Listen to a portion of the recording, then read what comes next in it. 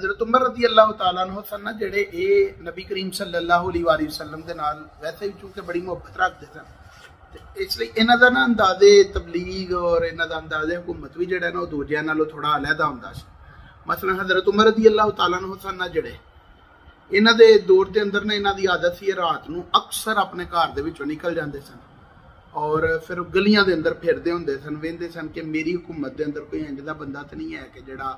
परेशान है, मुसीबत दे विच या टेंशन है या घर रोटी नहीं पक्की। इस तरह इन्हां दी आदत सी कि जांदे सन ते लोकां दा पता करदे सन।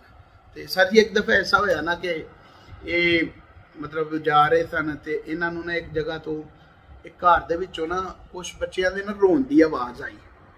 ते हज़रत उमर रज़ी अल्लाह तआला अन्हु ज़ाहिर गल है कि बड़े परेशान होए, आप हैरान होए कि बई ये केड़ा घर है कि जिहदे विच लोकी रोंदे ने पे, बच्चे रोंदे ने पे।